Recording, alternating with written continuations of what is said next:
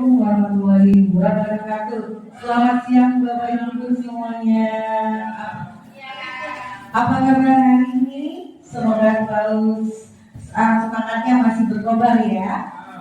Baik Bapak Ibu, kami ucapkan selamat datang di ruangan kelas 6A yang hari ini kita akan mengadakan destinasi budaya positif SD Kebon Sari Pulau 3. Pertama kami ucapkan yang kami hormati Ibu Kepala Sekolah, yang kami hormati dua narasumber kita yang hebat, serta Dewan Guru yang hadir pada hari ini. Syukur Alhamdulillah kepada Allah Subhanahu wa Ta'ala yang mana melimpahkan rahmat dan hidayah kepada kita semua, sehingga hari ini kita bisa berkumpul bersama dalam keadaan sehat. Salawat dan salam semoga selalu tercurahkan kepada junjungan Nabi besar Muhammad SAW. Bapak Ibu, masih semangat ya hari ini? Baiklah, selamat datang kami ucapkan di Destinasi Budaya Positif SDN Kebon Sari Pulau 3. Tepuk tangan yang meriah dong.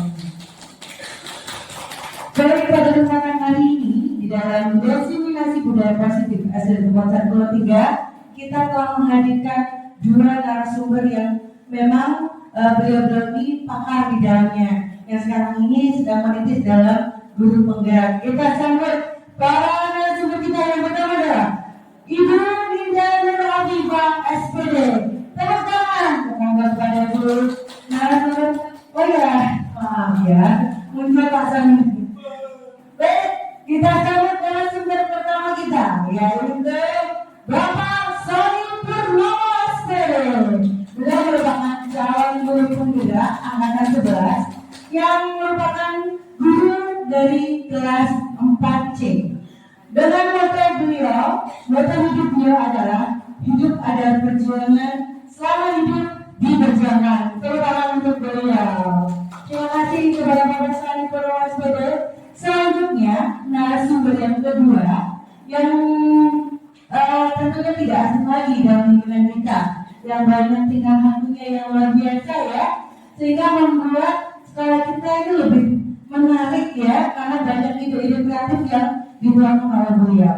Ini sangat narasumber kedua, yaitu Ibu Ninda Nur Afifah SPD.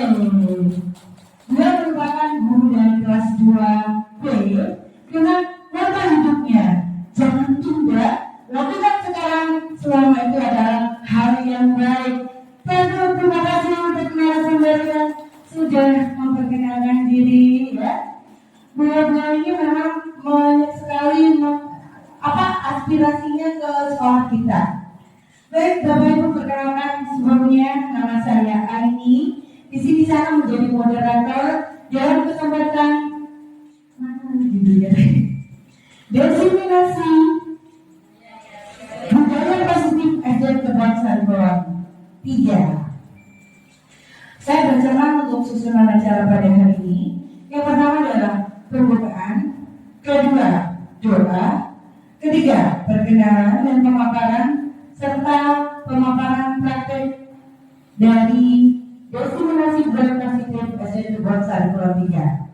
Bapak Ibu, supaya lebih nikmat acara ini kita langsungkan, marilah kita sejenak menundukkan kepala serta berdoa kepada Allah Subhanahu wa Ta'ala. Marilah buka acara ini dengan bacaan basmalah. Bismillahirrahmanirrahim. Terima kasih kami sampaikan kepada seluruh peserta dari IHT kali ini. Kemudian acara selanjutnya, sebelum kita menuju ke acara ini, Bapak Ibu, kita akan membuat kesepakatan dalam workshop IHTH kali ini.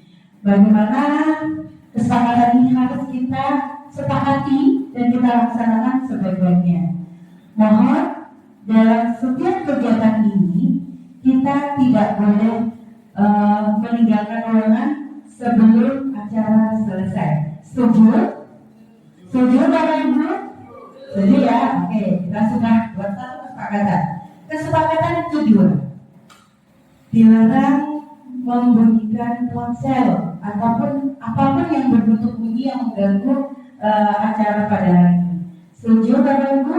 Mohon untuk HP-nya di silent, untuk semuanya. Kalau belum di silent, maka saya berkesempatan untuk silent sebentar, hanya 60 menit saja. Sanggup? Oke, sanggup. Kesepakatan kedua setelah kita. Dan kesepakatan ketiga yaitu kita interaktif, ya, aktif dalam menyimak dan mendiskusikan dalam kegiatan ini. Setuju Bapak Ibu? Setuju. Siap ya? Oke, tepuk tangan dulu. Sebelum kita mengikuti acara, baik, acara selanjutnya yaitu acara inti. Karena sudah mulai dari tadi sudah narasumber sudah siap, ya. Mari kita sambut narasumber pertama kita, yaitu Bapak Sony Purnomo SPD. Tepuk tangannya kepada Bapak Sony SPD. Kepada Bapak dan persilakan. Assalamualaikum warahmatullahi wabarakatuh. Perkenalkan, saya Sony Purnomo SPD, calon guru penggerak angkatan 13 dari SD Kebon Sari Bulan 3, Kota Probolinggo, Jawa Timur. Moto saya adalah hidup adalah perjuangan. Selama hidup harus kita perjuangkan. Terima kasih. Penawaran penerapan pemahaman dan pengawalan budaya positif. Konsep budaya positif adalah perwujudan dari nilai-nilai atau keyakinan yang diterapkan di sekolah, mengandung nilai-nilai kebajikan sesuai dengan tujuan pendidikan nasional yang didapatkan dalam profil belajar Pancasila. Konsep inti budaya positif: 1. Perubahan paradigma belajar. 2. Disiplin positif. 3. Nilai-nilai kebajikan universal. 4. Kebutuhan dasar manusia. 5. Motivasi perilaku manusia. 6. Posisi kontrol restitusi. 7. Keyakinan kelas. 8. segitiga restitusi. Pembelajaran dengan paradigma baru, inklusi mengontrol murid, ilusi bahwa kritik dan membuat orang merasa bersalah dapat menguatkan karakter, ilusi bahwa semua penguatan positif dan bermanfaat, ilusi bahwa orang dewasa memiliki hak untuk memaksa. Pembelajaran dengan paradigma baru. Pembelajaran paradigma baru: 1. Pembelajaran yang berpusat pada murid. 2. Pembelajaran berbasis kompetensi. 3. Pembelajaran kolaboratif. Dan 4. Pembelajaran bermakna. Dan 5. Pembelajaran aktif. Semua ini berfokus pada pergeseran signifikan dalam cara kita memahami, merancang, dan melaksanakan proses pembelajaran mencakup transisi dari pendekatan tradisional ke pendekatan lebih modern dan responsif terhadap kebutuhan zaman. Disiplin positif: suatu tindakan yang bertujuan untuk membimbing dan mengarahkan perilaku serta menumbuhkan kesadaran anak untuk bermandiri tanpa menggunakan hukuman fisik atau paksaan. Tujuan dari disiplin positif adalah menanamkan motivasi yang ketiga bagi murid-murid, yaitu menjadi orang yang mereka inginkan dan menghargai diri sendiri dengan nilai yang mereka percaya. Bapak Ibu, di sini Bapak Ibu sudah membuat adanya disiplin positif. Ada berapa contohnya? Silakan Bapak Ibu, saya sudah kasih statement untuk menuliskan dan ditempelkan di sini. Disiplin positif yang ada di sekolah ini. Bapak Ibu yang statementnya ada dulu, monggo ditulis dulu. Setelah ditulis, Bapak Ibu monggo sudah ditempelkan di disiplin positif ini.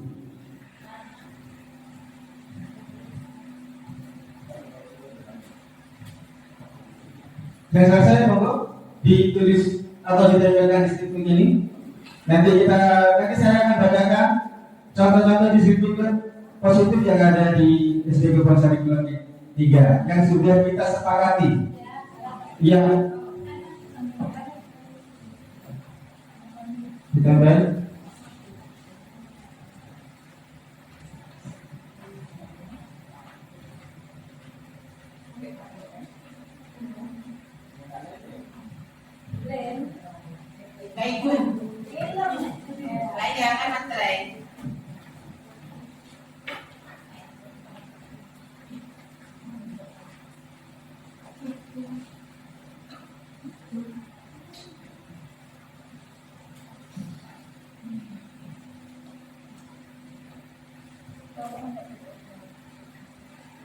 Baik, Bapak Ibu sudah ditempel semuanya. Saya akan membacakannya.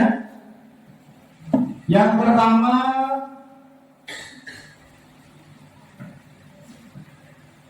datang ke sekolah lebih awal. Itu disiplin positifnya Bapak Ibu guru.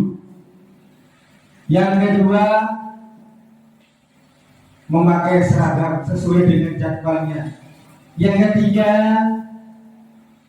memulai dan mengakhiri pembelajaran dengan berdoa. Yang keempat, pembiasaan. Jadi Bapak Ibu ada pembiasaannya 5S. Senyum, salam, sapa, sopan, dan santun. Kita bertemu, senyum dulu. Kedua, kita salam, kita sapa. Terus sopan dan santun. Yang terakhir adalah memberi tauladan, contoh yang baik kepada murid kita. Memberi tauladan yang baik pada murid kita. Dari ibu sana, saling menghargai dan menghormati sesama guru. Baik, itu disiplin positif yang ada di Kebun Sari Kulon 3 yang Bapak Ibu sudah pahami itu. Baik, kemudian nilai-nilai kebajikan. Prinsip moral dan etika yang dianggap sebagai panduan perilaku yang baik dan benar oleh banyak budaya sehingga membimbing perilaku dan tindakan seseorang ke arah yang positif dan bermanfaat bagi diri sendiri serta orang lain.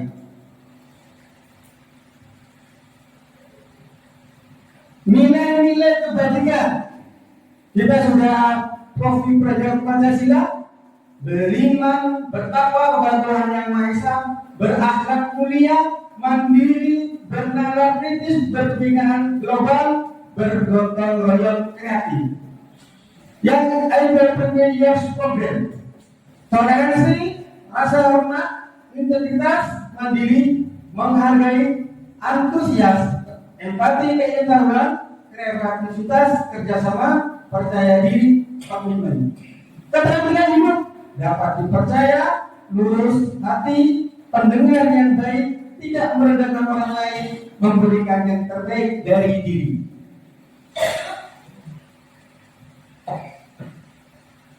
Kebutuhan dasar manusia ada 5. Yang pertama adalah bertahan hidup, adalah kebutuhan yang bersifat fisiologis, misalnya kesehatan, rumah dan makanan, sandang, pangan, papan.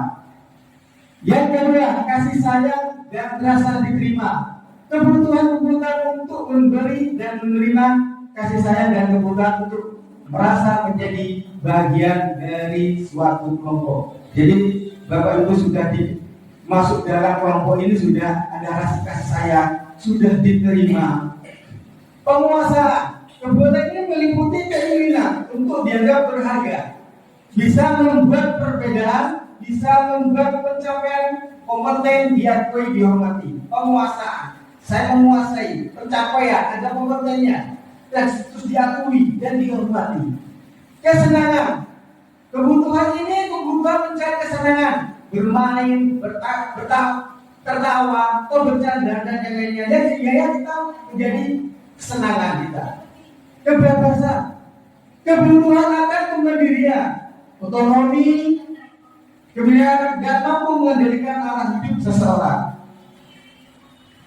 Next.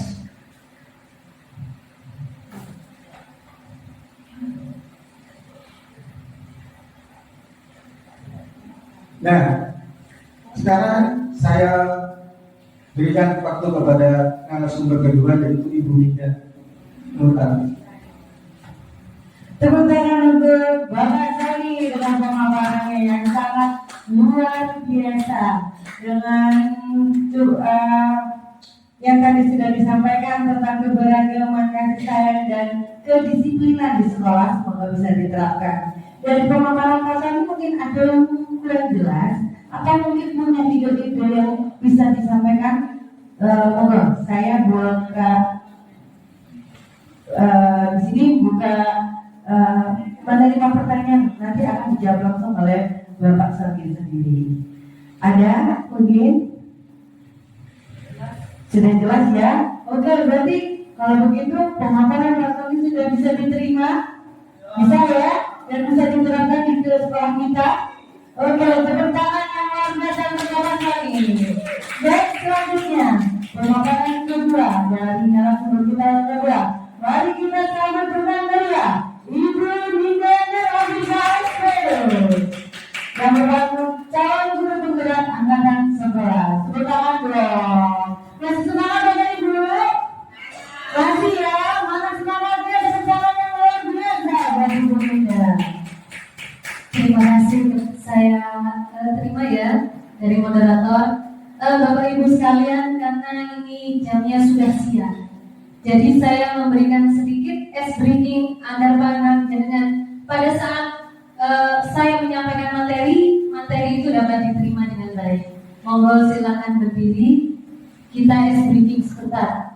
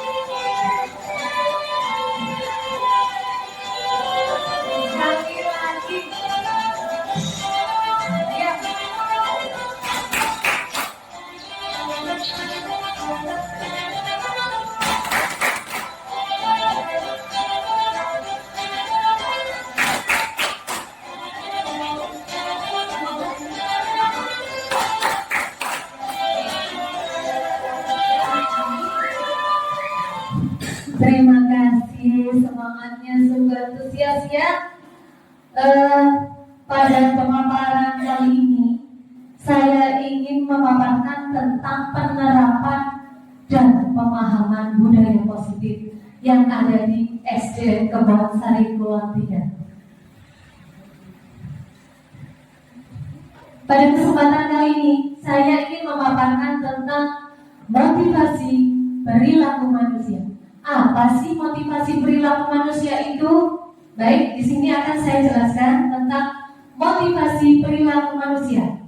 Motivasi perilaku manusia sendiri adalah dorongan internal, dorongan yang terjadi di dalam diri kita sendiri yang mempengaruhi seseorang itu bertindak atau berperilaku dengan cara tertentu. Ada 3 motivasi perilaku manusia.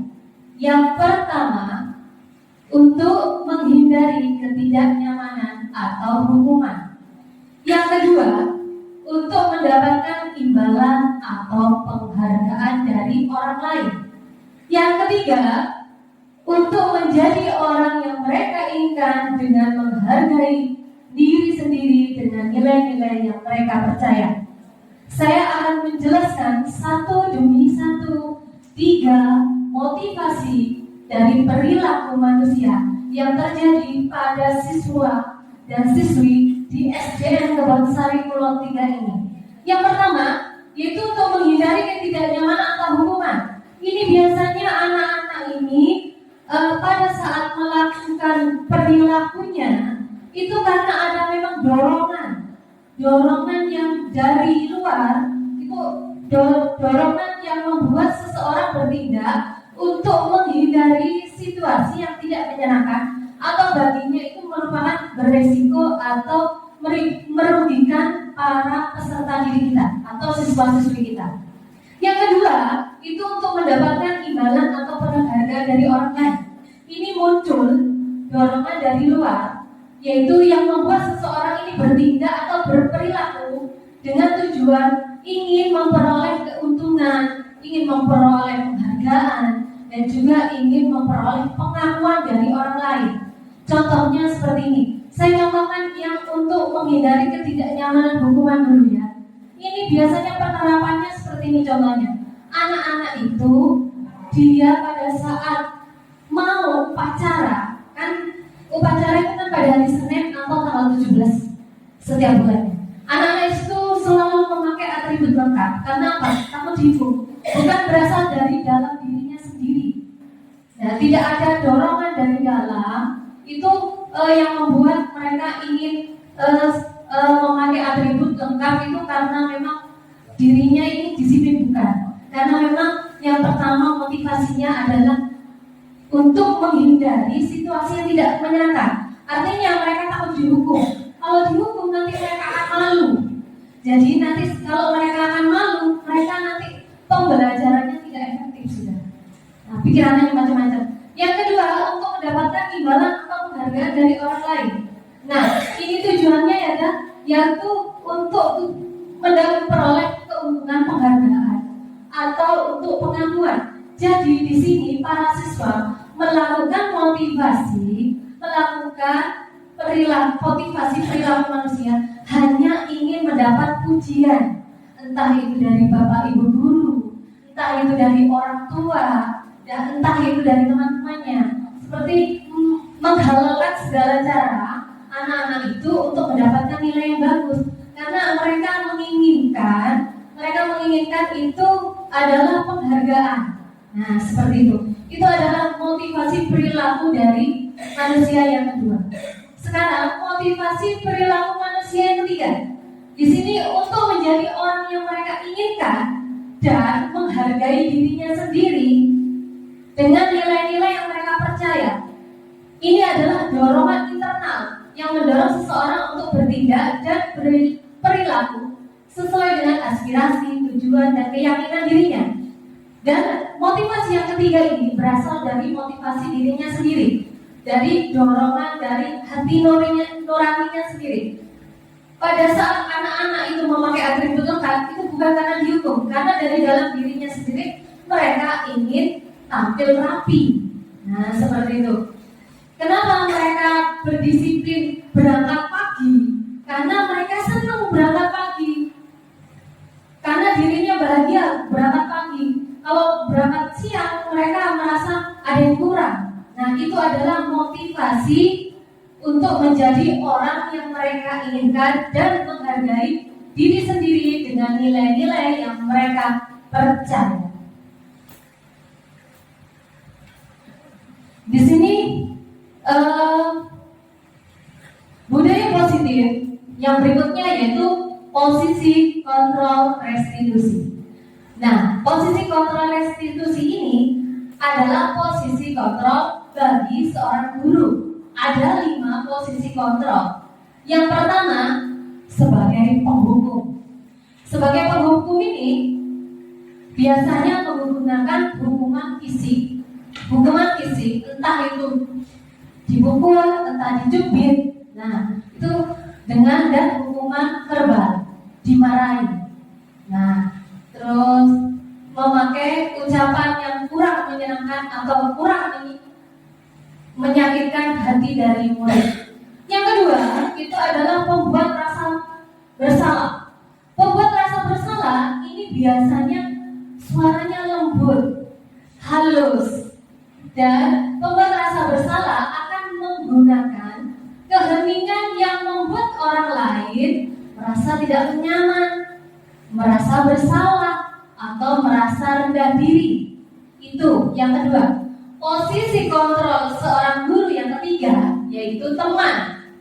Guru pada posisi ini tidak akan menyakiti, sama dengan kita berteman itu tidak akan menyakiti, dan kata-katanya pun kita seperti seorang teman, yaitu tapi tetap berupaya mengontrol murid melalui persuasi.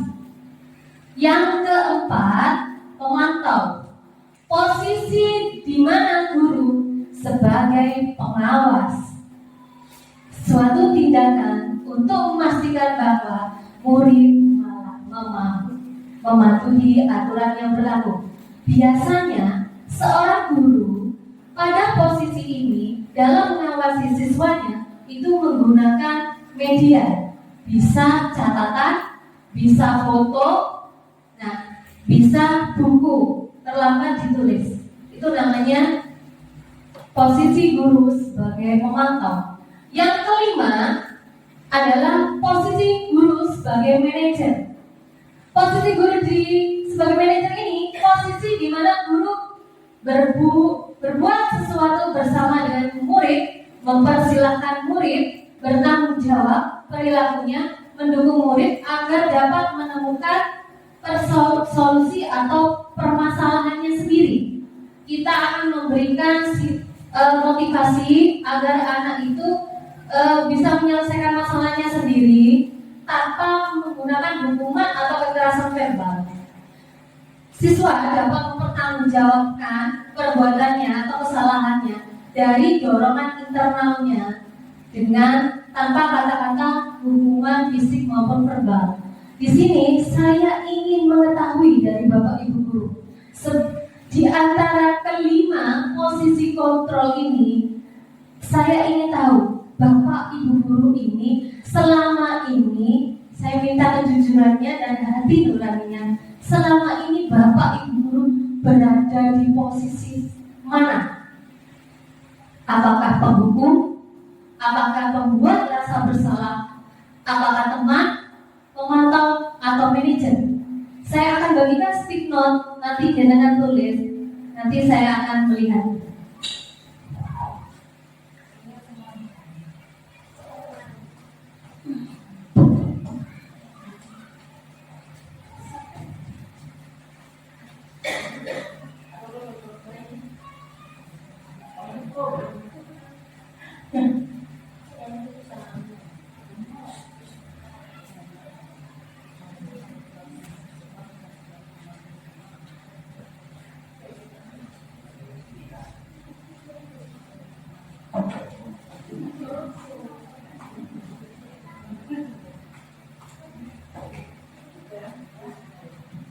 Silakan Ibu isi dan Ibu silakan tempel pada papan di sini yang telah disediakan.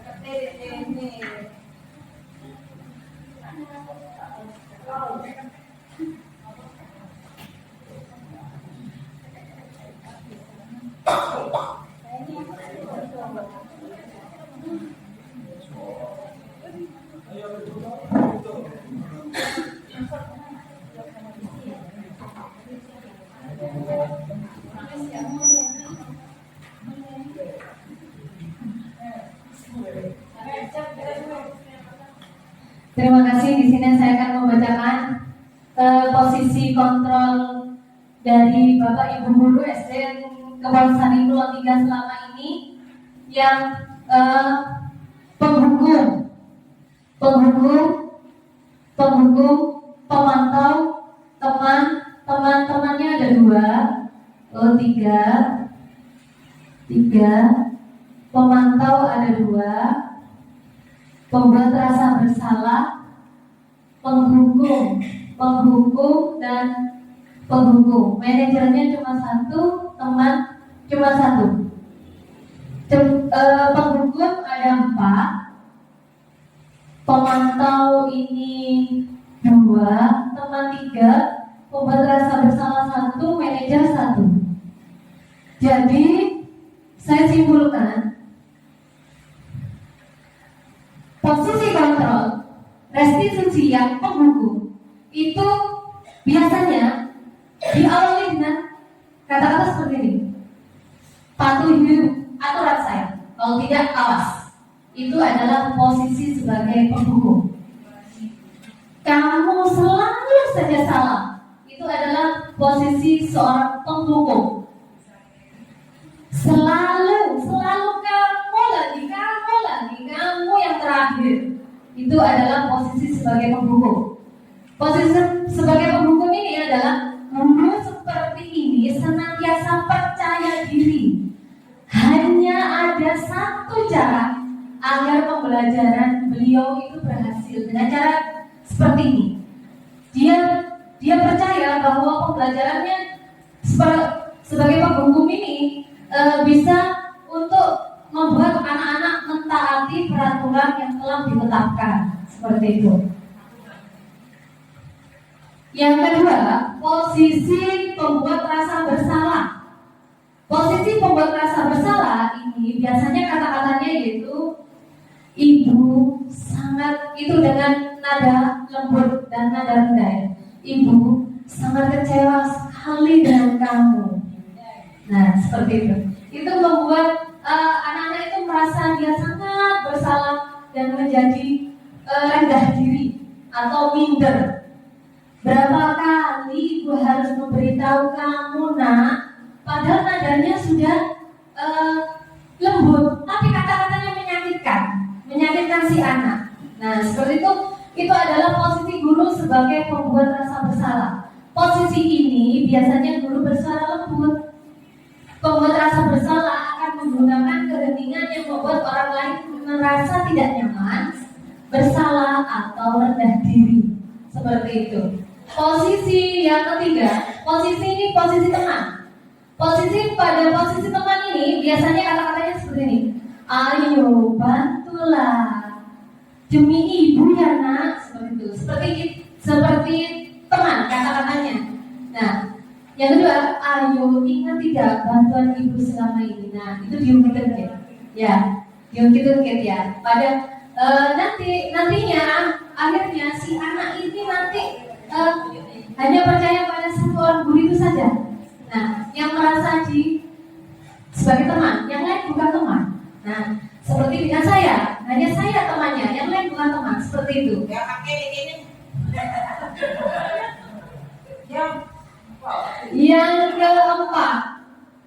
Yang keempat ini adalah posisi pemantau. Posisi pemantau ini adalah apa yang telah kamu lakukan. Nah, seperti CCTV. Nah, guru seperti itu seperti seorang pengawas yang kemana-mana anak ini tahu. Nah, itu adalah posisi pemantau. Peraturannya apa? Anak baru masuk, anak terlambat langsung. Peraturannya apa? Nah, ini sebagai posisi pemantau. Guru bertanggung jawab atas perilaku siswa yang diawasi dalam mengontrol murid. Seorang pemantau sangat mengandalkan perhitungan. Nah, lebih 5 menit anak ini terlambat sudah. Nah, seperti itu. Itu namanya sebagai pemantau. Catatan, kemana-mana bawa buku atau bawa HP, difoto. Nah, itu sebagai pemantau. Terus yang dapat dilakukan sebagai bukti. Yang kelima itu sebagai manajer. Sebagai manajer yaitu kata-katanya, jika kamu memperbaiki ini, hal ini menunjukkan apa tentang dirimu, nak, seperti itu. Itu sebagai manajer, sebagai pemimpin. Apa rencana kamu untuk memperbaiki hal ini? Pada posisi ini, siswa dapat menjadi pribadi yang mandiri, merdeka, dan bertanggung jawab atas segala perilaku dan sikapnya, yang pada akhirnya menciptakan lingkungan yang positif, nyaman, dan aman.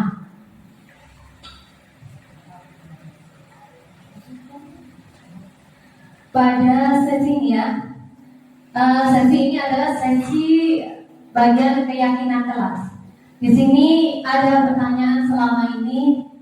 Sebelum saya memaparkan ini, ada pertanyaan dari beberapa teman saya. Mengapa keyakinan kelas? Mengapa bukan peraturan kelas saja? Seperti itu. Mari kita akan paparkan di sini mengapa keyakinan kelas, mengapa bukan peraturan kelas. Keyakinan kelas sendiri itu adalah pernyataan yang berisi nilai, prinsip, dan norma yang disepakati bersama oleh guru dan siswa untuk menciptakan lingkungan belajar yang positif, inklusif, dan mendukung. Sedangkan peraturan itu sendiri, peraturan adalah segala sesuatu yang harus ditaati dan dijalankan. Nah, perbedaan dalam kalimat ini ya. Kalau peraturan itu berisi tentang kata-kata yang kaku, segala sesuatu yang harus ditaati, dilarang mencoret-coret meja dan bangku. Pada keyakinan kelas, yaitu menjaga kebersihan meja dan bangku. Pada peraturan di sini dilarang berkelahi. Pada keyakinan saling menghormati teman. Perbedaan dari keyakinan kelas dan peraturan, keyakinan kelas itu bersifat abstrak, sedangkan peraturan kelas lebih rinci dan konkret. Pada keyakinan kelas biasanya dirumuskan bersama antara guru dan siswa, sehingga mereka merasa memiliki dan memahami alasan dibalik aturan tersebut. Sedangkan peraturan kelas itu peraturan biasanya dibuat oleh guru, diterapkan secara otoritas. Yang ketiga, pernyataan keyakinan kelas senantiasa dibuat dalam bentuk positif. Kalau peraturan kelas cenderung dirumuskan oleh guru dengan siswa hanya sebagai penerima aturan. Yang keempat, keyakinan kelas itu mendorong pendidikan lebih holistik. Sedangkan peraturan kelas penekanan pada aspek perilaku yang dapat dilihat dan seringkali tidak menjelaskan alasan dibalik peraturan tersebut. Bapak Ibu Guru, tadi saya kan sudah memberikan contoh sedikit tentang apa itu keyakinan kelas, apa itu peraturan kelas. Contoh kecil dari kelompok kita hari ini, saya ingin tahu panjenengan semua membuat keyakinan kelas yang sederhana. Saya sediakan papan di sebelah sini untuk menempel stiker tentang keyakinan kelas yang jenengan buat. Saya akan membagikan stikernya.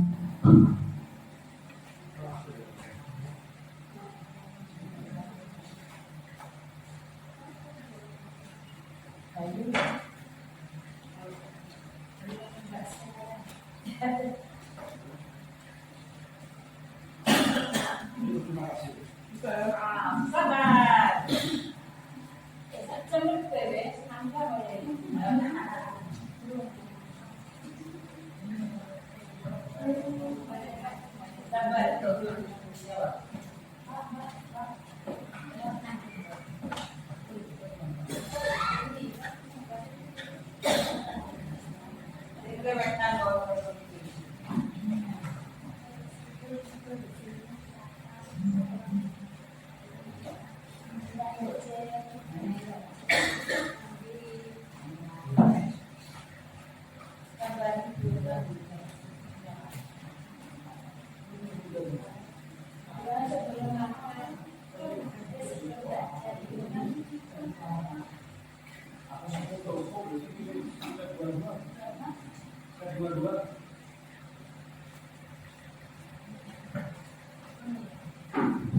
Monggo Bapak Ibu silakan ditempel keyakinan kelasnya di sebelah yang sudah saya sediakan. Aku yakin.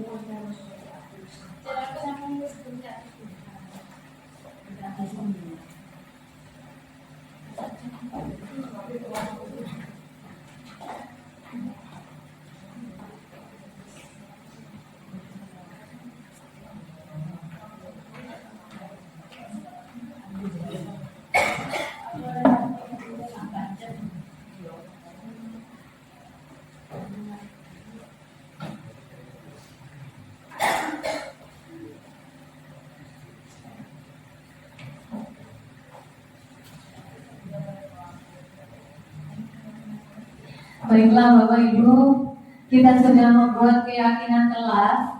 Saya akan membacakan tentang keyakinan kelas ini yang sudah panjenengan tempel ya.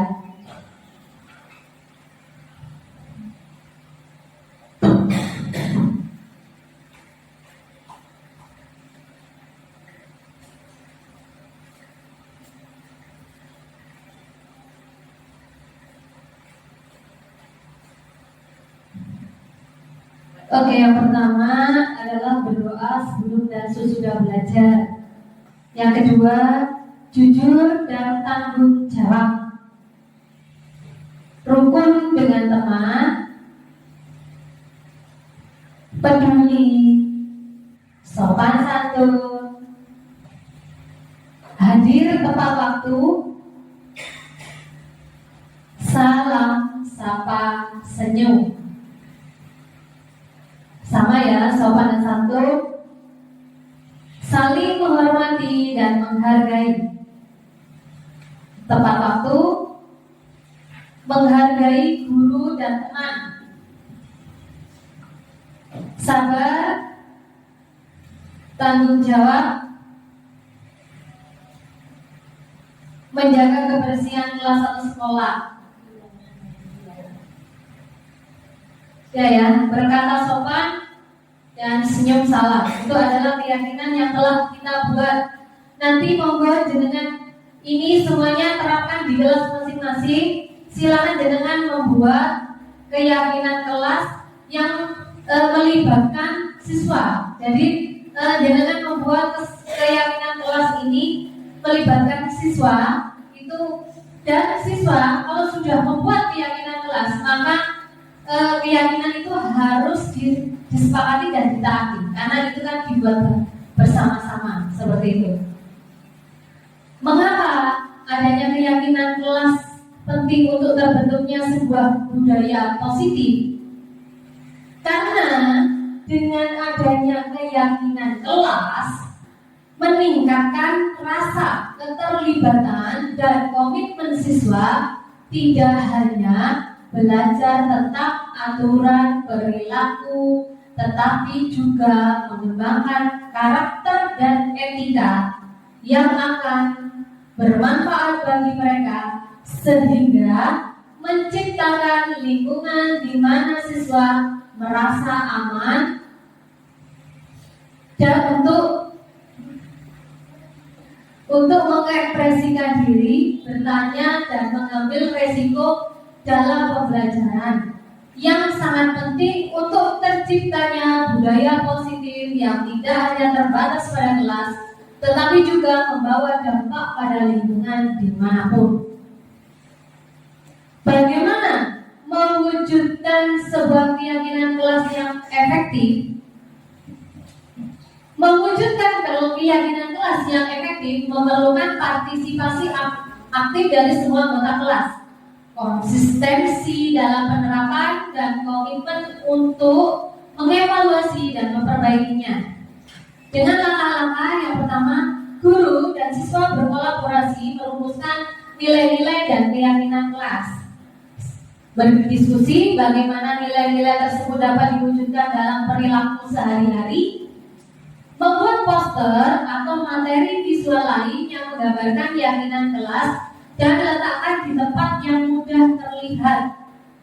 Guru harus menjadi teladan dalam menerapkan keyakinan kelas ini.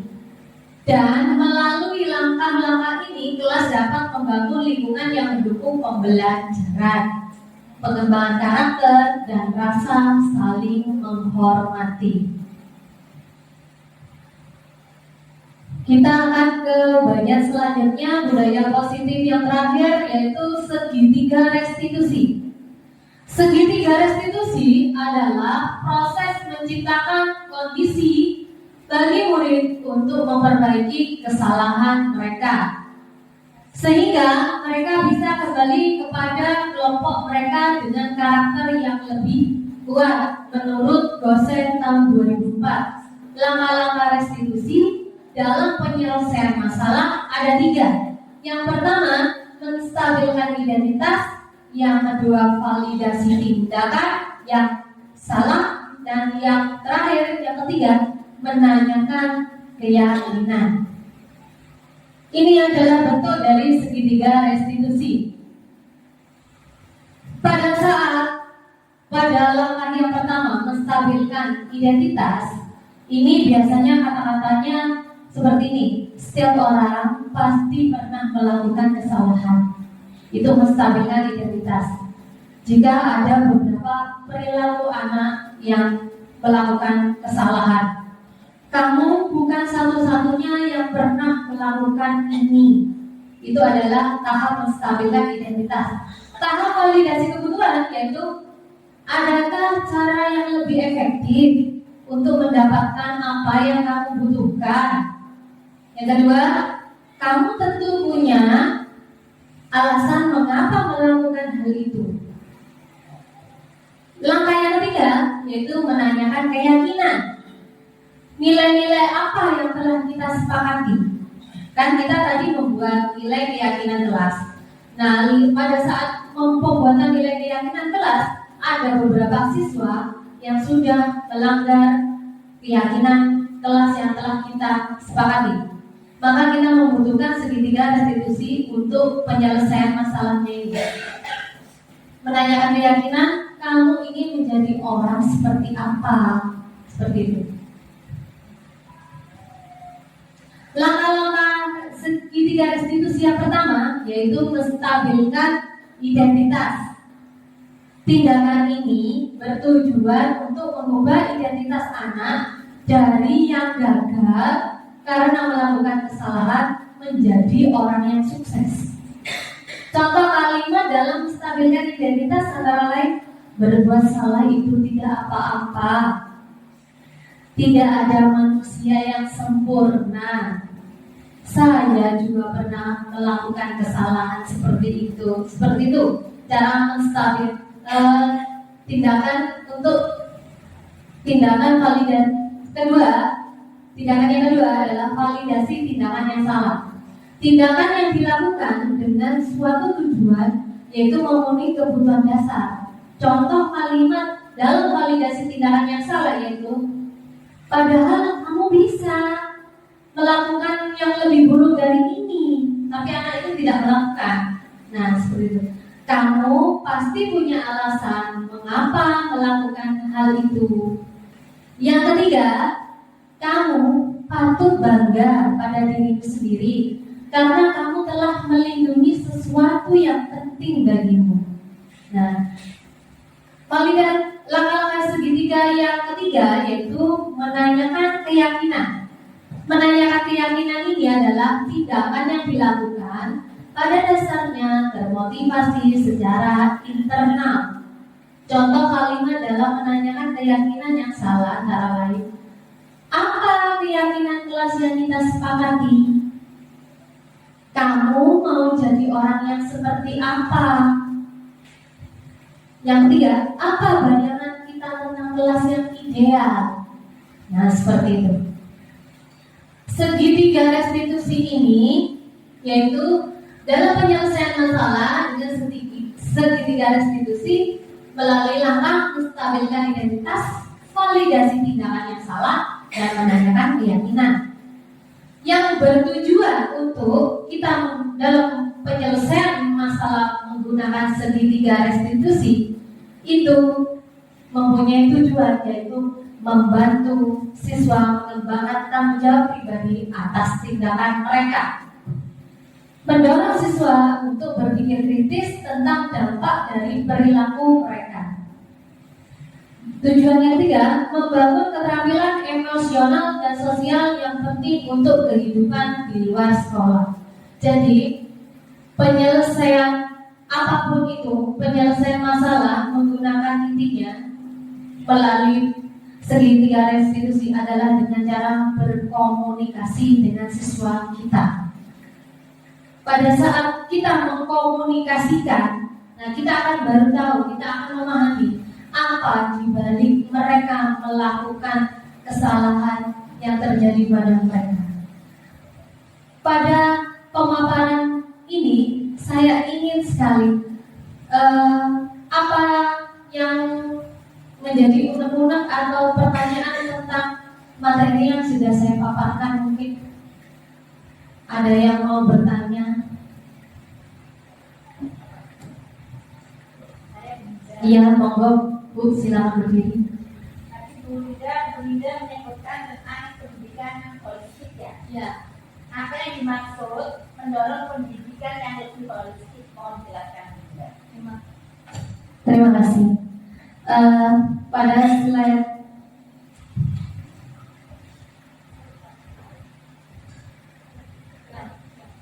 slide keyakinan kelas mendorong pendidikan yang lebih holistik. Artinya pendidikan holistik adalah bukan pendidikan yang apa yang mereka pelajari saja, tapi mengapa kita membuat suatu keyakinan kelas, apa dampaknya, apa tujuannya. Terus setelah kita membuat keyakinan kelas, apakah dengan keyakinan kelas ini akan membentuk karakter siswa? Seperti itu adalah tentang pendidikan yang lebih ke holistik.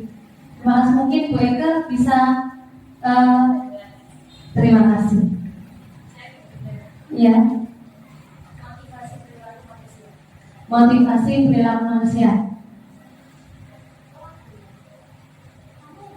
Ada tiga motivasi perilaku manusia. Kira-kira dari ketiga motivasi perilaku manusia itu perbedaannya. Ya. Perbedaan dari ketiga motivasi perilaku manusia. Motivasi perilaku manusia yang pertama untuk menghindari ketidaknyamanan atau kuman. Yang kedua, untuk mendapatkan imbalan atau penghargaan dari orang lain. Yang ketiga, untuk menjadi orang yang mereka inginkan dan hargai diri sendiri dengan nilai-nilai yang mereka percaya. Kedua, dua motivasi perilaku manusia untuk menghindari ketidaknyamanan atau hukuman dan untuk mendapatkan imbalan atau penghargaan dari orang lain itu berasal dari dorongan eksternal. Nah, jadi ini yang pertama, anaknya takut. Jadi kalau mau berbuat kesalahan mereka akan takut. Nah, itu dorongan dari luar. Yang kedua, untuk mendapat imbalan. Jadi mereka berbuat seperti itu untuk mendapatkan imbalan atau penghargaan atau pujian. Tapi kalau yang ketiga, untuk menjadi orang yang mereka inginkan dan menghargai dirinya sendiri dan nilai-nilai yang mereka percaya, ini adalah motivasi perilaku manusia yang berasal dari dorongan internal, dorongan dirinya sendiri untuk berbuat baik, untuk berlaku disiplin positif. Itu perbedaannya. Moga Bu, apa sudah cukup? Ya, terima kasih. Terima kasih untuk hari ini paparan saya tentang budaya positif. Apapun untuk menciptakan suatu budaya positif, kita harus berkomunikasi dengan siswa-siswi kita. Terima kasih, saya kembalikan kepada Bu Aini selaku moderator. Tepuk tangan yang menarik sebelum biasa pengeluaran dari Ibu Dinda bahwa sangat manusia dalam memaparkan hal-hal positif yang bisa kita lakukan di sekolah. Tentunya semoga apa yang bisa disampaikan dari para narasumber kita yang pada ini bisa menginspirasi kita semua untuk melakukan di tindak lanjut berikutnya. Tepuk tangan sekali lagi untuk kedua narasumber. Baiklah Bapak Ibu, acara demi acara sudah kita lalui bersama dan tepat sudah 1 jam berlalu. Tentunya acara ini sudah selesai ya. Semoga kedepannya nanti akan tumbuh lagi para narasumber hebat di sekolah kita. Amin. Baik, Bapak Ibu, demikian terima kasih. Kita tutup acara ini dengan bacaan hamdalah. Alhamdulillahirabbil alamin. Saya Kurator ini malam ini mohon berdiri dulu. Terima kasih atas waktunya. Wassalamualaikum warahmatullahi wabarakatuh.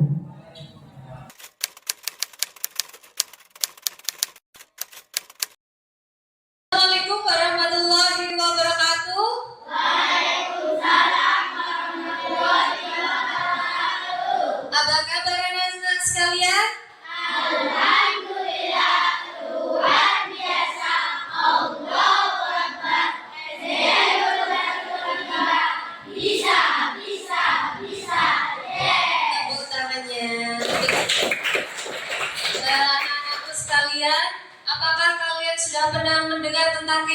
kelas? Baiklah, di sini Ibu akan menjelaskan tentang apa itu keyakinan kelas. Keyakinan kelas itu dengan peraturan kelas itu adalah berbeda. Kalau peraturan kelas, Ibu yang menentukan. Ya, kamu harus seperti ini, itu adalah Ibu. Tapi kalau keyakinan kelas adalah yakin. Yakin adalah percaya. Nah, itu pernyataan yang kalian buat bersama Ibu, yang kita sepakati untuk kita yakini, kita percaya, kita laksanakan bersama-sama. Nah, itu namanya keyakinan kelas. Dan Ibu ingin kalian semua bisa membuat keyakinan kelas itu untuk nantinya kita akan menyepakati keyakinan kelas itu, kita bersama-sama. Tidak ada yang boleh melanggar dari keyakinan itu, karena kita semua yang membuat. Kamu membuat bersama Ibu. Nanti akan Ibu bacakan di sini keyakinan. Silakan kalian menulis tentang keyakinan kelas. Sekarang nanti ditempel pada kertas yang sudah Ibu sediakan. Silakan dibuat.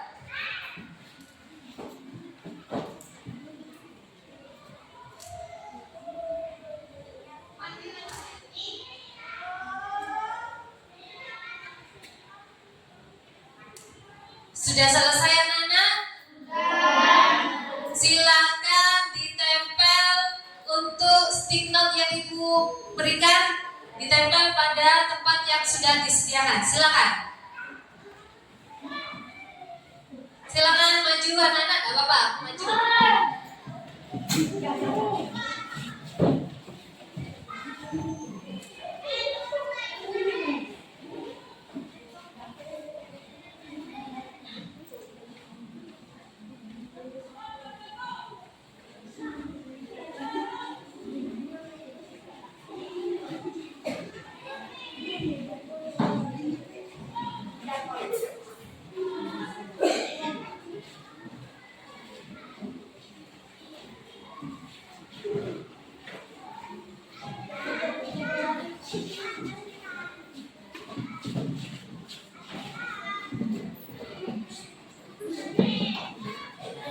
Baiklah anak-anak, kalian semua sudah membuat tentang keyakinan kelas. Baik, di sini Ibu akan membacakannya. Keyakinan kelas yaitu pertama, menghargai pendapat teman, berdoa sebelum dan sesudah belajar, suka menolong, bersikap sabar, berpakaian lengkap, menghormati teman. Ini ya sama, berpakaian lengkap ya. Senyum, salam, dan sopan. Sama ini di sini. Bersikap sabar. Ini ada dua. Ini berdoa sebelum dan sesudah belajar. Menghormati teman, bersikap jujur, suka menolong. Nah, ini ya, menghormati dan menghargai teman, suka menolong, bersikap jujur. Terima kasih yang sudah membuat kesepakatan kelas. Bagaimana perasaan kalian hari ini? Sangat. Semoga keyakinan kelas ini akan membuat kita belajar semangat. Terima kasih untuk hari ini anak-anak. Tepuk tangannya semuanya.